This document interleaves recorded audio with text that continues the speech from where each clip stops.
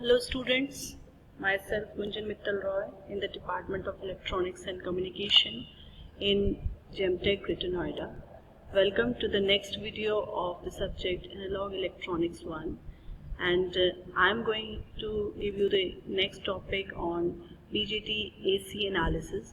It is nothing but the small signal amplifiers in all the three configurations that are common emitter, common base and common collector. So this is the transistor model. Basically, transistor is a two-port device and it has to be configured in such a way that it is used as an amplifier. And we have studied in the previous videos, in the previous lectures, that the common emitter configuration is the most suited configuration for BJT to be used as an amplifier. Therefore, this is the transistor small signal AC equivalent circuit, which is showing us that the transistor is used in common emitter mode.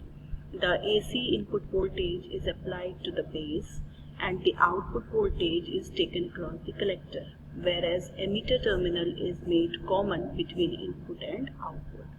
Now to make it an amplifier, we have to connect certain biasing elements such as resistors at the input and output. Therefore, the resistor R1 and R2 are connected in parallel by using potential divider network.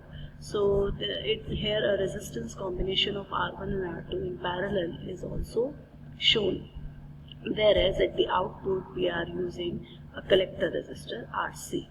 Now the input voltage appears between base and emitter terminal, and the input current is applied. Basically, it is the main current flowing at the base terminal into the transistor, and the output current is termed as I0 and the output impedance is termed as Z0. The input impedance is also shown here as Zi. This is the equivalent circuit and that represents the AC characteristics of a transistor. In fact, transistor has to be used in AC configuration mode whenever it has to be used as an amplifier. So this model uses the circuit elements that approximate the behavior of the transistor. So there are three models commonly used in AC signal analysis. They are RE model, hybrid model and hybrid pi model. The most popular one is the RE model. Now in the left side of the presentation, the circuit is showing us the simple common emitter amplifier having all the biasing elements R1, R2, RE and the coupling capacitors C1, C2 along with a bypass capacitor C3. The input voltage is applied through a voltage source Vs having its internal resistance Rs in series, and the output voltage is taken across the collector and ground terminal. The biasing is also provided at the input and output with the help of a battery VCC. Now this is the conventional common emitter fixed bias potential divider amplifier. Now this amplifier circuit has to be analyzed, so it has to be firstly converted into AC network, and to do that the DC bias is removed. So as you can see in the figure in the right hand side, that the DC, instead of DC bias VCC, the resistors are connected to ground. So this is the AC network, and this is what I have written here, that to make a AC network, remove DC supply and the coupling capacitors and bypass capacitors. Since these capacitors are removed because at relatively high frequencies or mid-band range of frequencies, the capacitors behave as a short circuit, so there is no use of their existence, so that is why they are removed. Now RE model, as I mentioned you that RE model is the most popularly used model. So basically BJT is a current controlled device, and therefore the RE model is a diode and a current source, and which is the overall behavior of a transistor. So the transistor, if somebody asks you that how a transistor can be modeled as a diode and a current source, so that the answer would be by using RE model. But this has a drawback that this model has its sensitivity issues to DC level. So it is used in specific conditions only. So these are the common base configuration circuits. The first one is the simple common base configuration, where base is made common between input and output. And now the second circuit is showing the RE model, which is replaced by using a diode and a current source. And we know that the input current of common base configuration is IE and output current is IC, and IC is alpha times IE. So a current source is a dependent current source which gives the value of IC, that is equal to alpha IE, where alpha is the characteristic of a transistor in common base configuration. So it is mentioned here that the IC equal to alpha IE, and from the RE model we have determined that RE equal to 26 millivolt with respect to the current IE. These are the standard values of IC and RE. Now the input impedance is represented by RE because emitter is the input terminal and collector is the output terminal. So the input resistance is given by RE, and output impedance is given by RC, and this is infinite because the output should be as high as possible ideally. Now the voltage gain or voltage amplification factor is given by AV equal to output voltage upon input voltage, and the output voltage is determined by the output current into output resistance, and the input voltage is governed by input current into input resistance.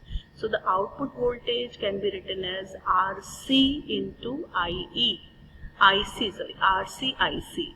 So RC is the collector resistance, or sometimes we can write it as RL, which is the load resistance, and IC is nothing but alpha IE. So in the numerator it would be alpha IC RL, whereas in the denominator in the numerator it will be alpha IE RL, and the denominator would be IE into RE. So IE gets cancelled, and since alpha is approximately 1, so AV is RL upon RE. So depending on the values of these resistances RL and RE, the voltage gain is obtained. And we know that the value of RE is high because the current IE is relatively high. So if RE is relatively high, the voltage gain is relatively low. Next is the current gain, which is approximately equal to minus alpha, and it is approximately minus 1. Then the common emitter configuration. Common emitter configuration has emitter terminal common between input and output, and this is the equivalent circuit for common emitter RE model. And here the common emitter hybrid model is also shown, which is showing that the input resistance is beta RE and there is a current source beta IB and output resistance R0. So the input resistance or input impedance is given as Zi equal to beta RE. Output impedance is given as Z0 equal to R0, which is again infinite approximately, which should be high. And voltage gain is same way, it is determined as output voltage upon input voltage by having the values of output voltage in terms of output current into output resistance, and input voltage in terms of input current and input resistance, and having the same factors, they get cancelled out, and the resultant voltage gain comes out to be minus RL upon RE. Here one thing should be noted, that the gain is negative. It shows that the output voltage is 180 degree out of phase with respect to input. So there is a phase difference in the output with respect to input in case of a common emitter configuration. But this is not at all a drawback, because even if there is a phase shift of 180 degree, still the common emitter configuration is the most widely used configuration. It is because of the fact that these are used in audio systems and our ears are not sensitive to any phase variations. So the voltage gain of a common emitter configuration is negative, and it gives a 180 degree phase shift of the signal with respect to the input signal. Now the current gain is also very high. It is beta by Re, and therefore the current gain, voltage gain, Zin and Zout, all the four parameters are approximately in the desired range. Now the hybrid equivalent model, we have discussed it, DC hybrid model also. So this is the hybrid equivalent model. Here Hi is the input resistance, HR V0 is the input voltage connected as a voltage source, and this is a dependent voltage source depending on the output voltage.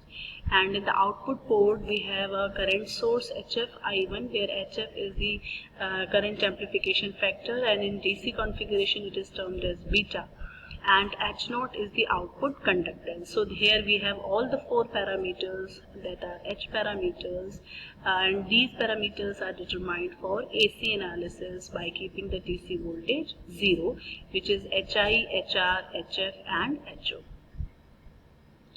And if we approximate all the four parameters, we find that HR is the reverse voltage gain, which is approximately equal to 0, and H0 is the output conductance, and which is very high, so the output resistance is also very small.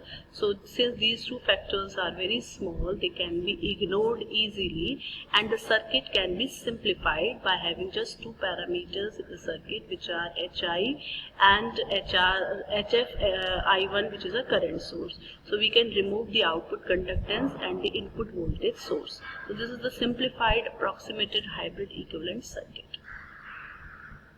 Now there are Re model for all with respect to the H parameters. So in case of a common emitter configuration, the Re model is Hie equal to beta Re and Hfe equal to beta AC. That means we can relate Re model with respect to the H parameters.